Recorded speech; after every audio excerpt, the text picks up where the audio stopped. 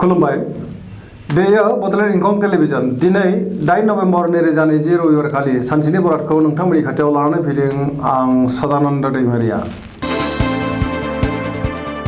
सिगां फरायथिनो लादों मेष राशि दिनैनि साना जोबोर मोजां मावनानै खामानिखौ गोरलैयैनो मावफुंनो हानानै गोसोखौ गोबां गोजोननाय मोनगोन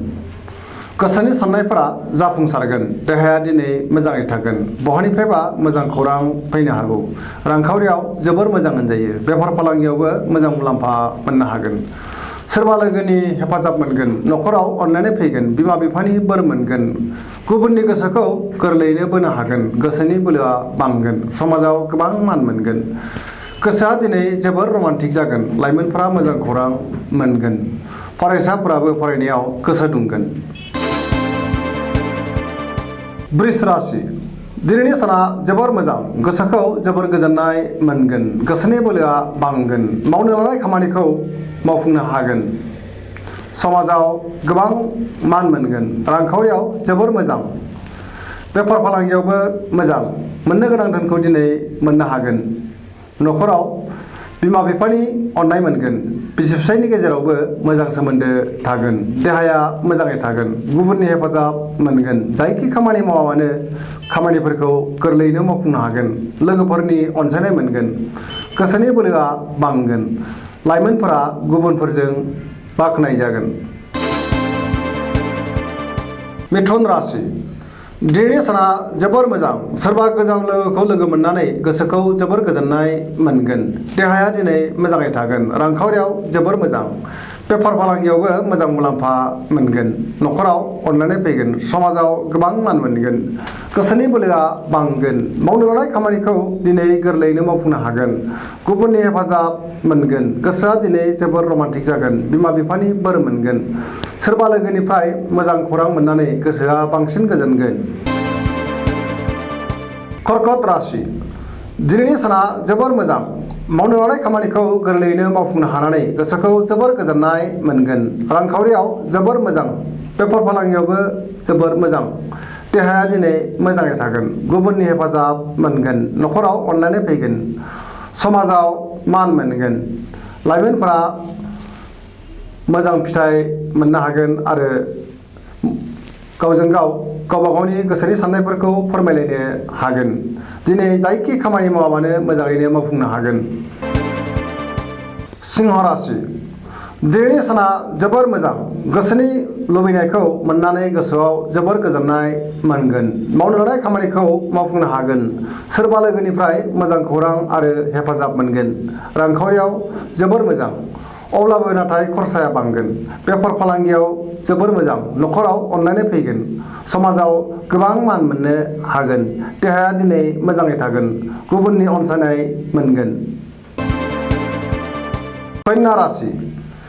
दिनैनि साना बारा मोजां नङा गोसोआव बेले बेजे साननाय फैगोन गोसोखौ जोबोर उसुखुथु मोनगोन रांखावरियाव बारा मोजां नङा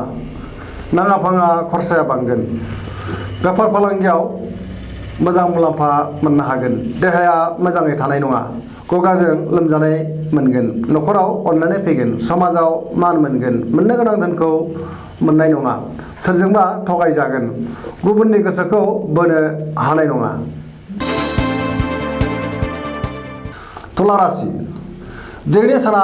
मोजां आरो गाज्रिनि गेजेरजों बाबेनलांगोन गोसोखौ जोबोर उसुखुथु मोनगोन गोसोनि बोलोआ लोरबां जागोन गोसोनि साननायफोरा देबरनांगोन मावनो लानाय खामानिखौ मावफुंनो हागोन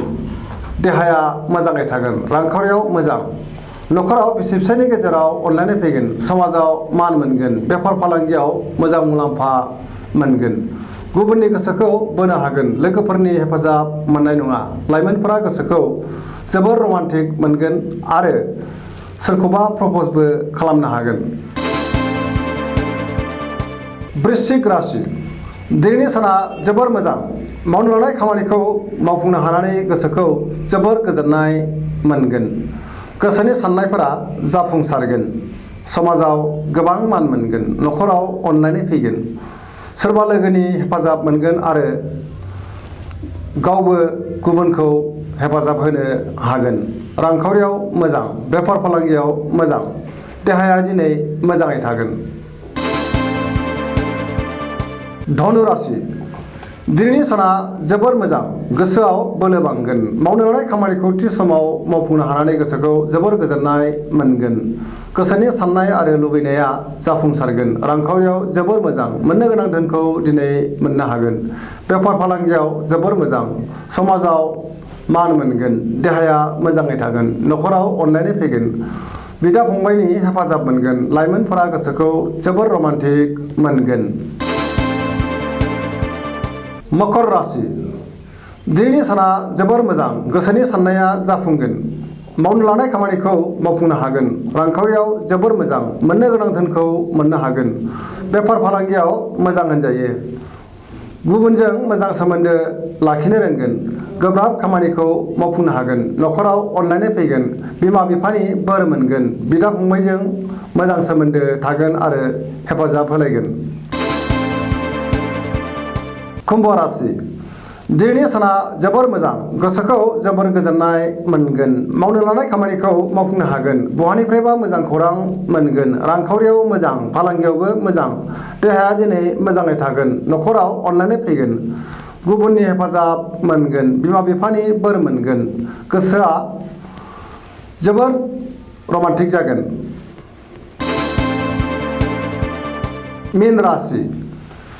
दिनैनि साना जोबोर मोजां गोसोआव मोजां साननाय फैगोन गोसोनि बोलोआ बांगोन देहाया मोजाङै थागोन रांखावरियाव जोबोर मोजां बेफार फालांगियावबो मोजां न'खराव अनलायनाय फैगोन सेंग्रा सिख्लाफ्रा गोसोखौ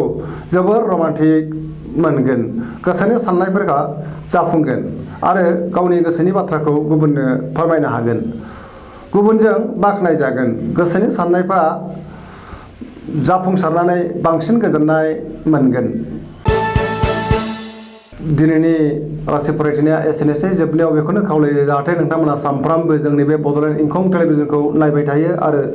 साबस्क्राइब खालामो एसेनोसै गोजोन्थों।